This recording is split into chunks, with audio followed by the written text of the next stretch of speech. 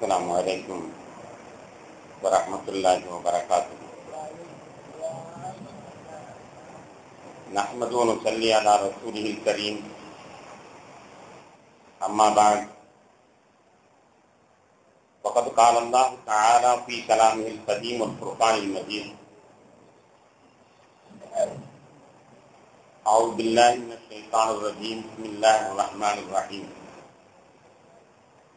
لقد جاءكم رسول من أنفسكم عزيز عليه ما عنتم حريص عليكم بالمؤمنين رؤوف رحيم. فإن تولوا فقل حسبي الله لا إله إلا هو عليه توكلت ورب العرش العظيم. صدق الله مولانا العلي العظيم. اللهم صل على سيدنا محمد شمس الأنبياء وبدر المرسلين وكتب الأولياء وافتخار المتقين تاج الأمة شفيع المذنبين شفيعي يوم القيامة الله يا هادي.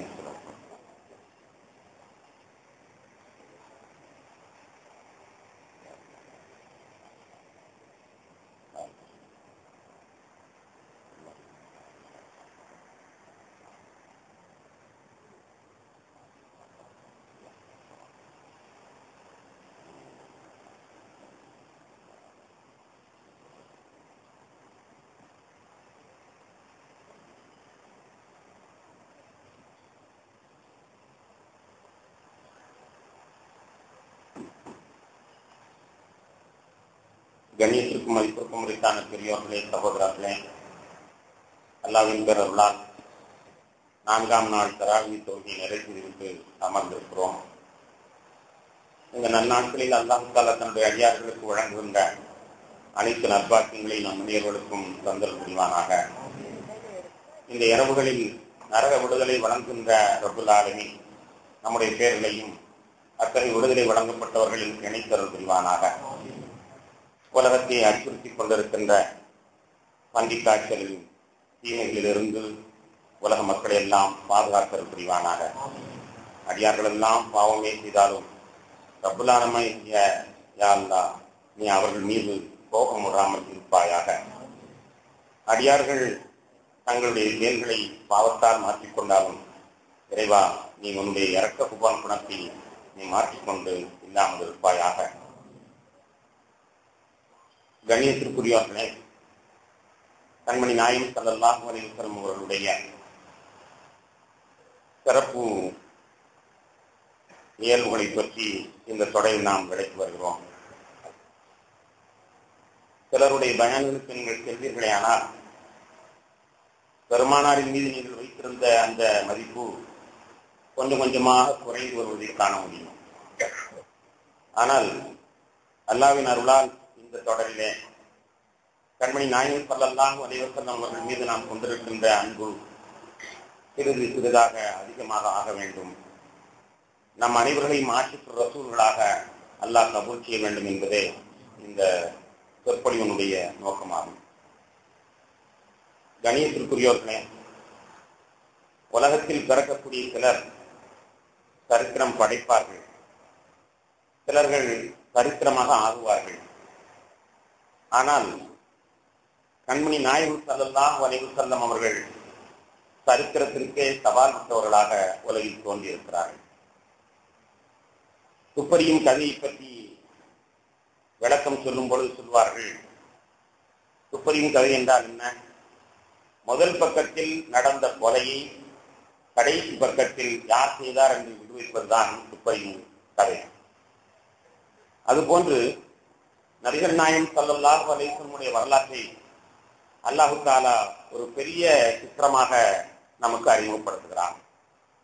அவர்கள் இந்த உலகத்தில் வந்து பிறக்கிறார்கள்.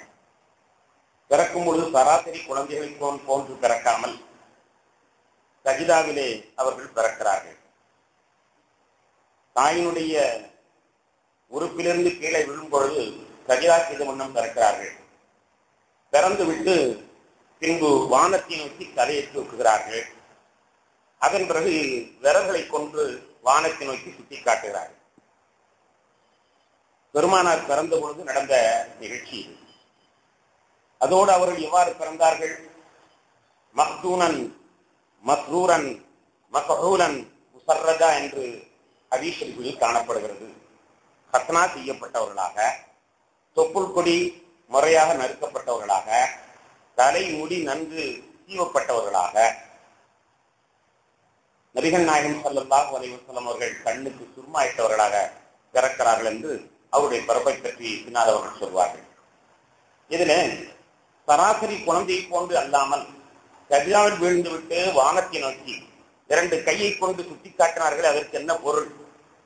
அவர்களுடைய ஆரம்ப காலத்தில் நடந்த இந்த நிகழ்வுக்கு என்ன பொருள் என்பதை விளக்குகிற பொழுது பெருமக்கள் சொல்வார்கள், அதனுடைய காட்சி அன்று அவர்கள் தொடங்கி வைத்த அந்த காட்சி ஹஜ்ஜத்துல் வதாஇலே நிறைவு பெற்றது. ஹஜ்ஜத்துல் வதாஇன் போது கண்மணி நாயகம் ஸல்லல்லாஹு அலைஹி வஸல்லம் மக்களிடத்திலே அறிவிப்பு செய்தார்கள். அல்லாஹ்விடமிருந்து நான் உங்களுக்கு கொண்டு வந்த செய்திகளை முழுமையாக அறிவித்து விட்டேனா என்று கேட்கிறார்கள். எல்லா மக்களும் ஆம் யா ரசூலல்லாஹ், தாங்கள் முழுமையாக அறிவித்து விட்டீர்கள் என்று கூறுகிறார்கள். உடனே நபிகள் நாயகம் ஸல்லல்லாஹு அலைஹி வஸல்லம் அவர்கள் தன்னுடைய தலையை வானத்தை நோக்குகிறார்கள். தன்னுடைய ஆட்காட்டி வரத்தினால் அல்லாஹ் நீயே சாட்சி, அல்லாஹ் நீயே சாட்சி என்று கூறுகிறார்கள். பெருமானார் ஸல்லல்லாஹு அலைஹி வஸல்லம் அவர்கள் பிறக்கின்ற பொழுது சஜிதாவிலிருந்து எழுந்திருத்து வானத்தை நோக்கி விரலை காட்டினார்கள். அதற்கு என்ன பொருள்? என்ன பொருள் என்றால் அவர்களுடைய சரித்திரம் முடிகிற நேரத்திலே வானத்தை நோக்கி யா அல்லாஹ் நீயே சாட்சி என்று சொன்னதுதான் பொருள் என்று வரலாற்று ஆசிரியர்கள் குறிப்பிட பொழுது எவ்வளவு அற்புதமான வரலாறாக முதல் பக்கத்தில் நடந்த கொலையை கடைசி பக்கத்தில் விளக்கிறார்கள் என்று கதைக்கு சொல்வார்கள் என்றால், பெருமானார் ஸல்லல்லாஹு அலைஹி வஸல்லம் அவர்கள் பிறக்கிற பொழுது நடந்த அந்த காட்சியின் நிரூபணம், அதனுடைய உண்மையான தத்துவம் ஹஜ்ஜத்துல் வதாஇலே நிரூபிக்கப்பட்டிருக்கிறது. நான் அல்லாஹ்வுடைய தூதனாக வந்திருக்கிறேன், யா அல்லாஹ் நான் சொல்லிவிட்டேனா, மக்களுக்கு சொல்லிவிட்டேனா என்று கேட்டுவிட்டு அவர்கள் வானத்தை நோக்கி கை உயர்த்திய அந்த காட்சி அற்புதமாக ஒரு சரித்திரத்தை பின்னப்பட்டிருப்பதாக காண முடிகிறது. கண்ணியத்திற்குரிய பெருமக்களே, பெருமானாருடைய வரலாற்றை நாம் பார்த்தோமே ஆனால் அவர்கள் பிறந்தது ரபீல் அவ்வல் 12 திங்கட்கிழமை. அவர்கள் உலகத்திலிருந்து பிரிந்தது ரபீல் அவ்வல் 12 திங்கட்கிழமை. அவர்கள் ஹிஜ்ரத்துக்காக புறப்பட்டது ரபீல் அவ்வல் 12 திங்கட்கிழமை. இப்படி பிறந்ததும் இறந்ததும் முக்கிய நிகழ்வும் ஒன்றாக இருக்கக்கூடிய சரித்திரம் உலகத்தில் யாருக்காவது இருக்கிறதா? பிறந்த தேதியும் ஒன்றாக இருக்க வேண்டும், இறந்த தேதியும் ஒன்றாக இருக்க வேண்டும், ஒரே கிழமையாகவும் இருக்க வேண்டும், ஒரே மாதமாக இருக்க வேண்டும், ஒரே தேதியாக இருக்க வேண்டும், ஒரே கிழமையாக இருக்க வேண்டும்.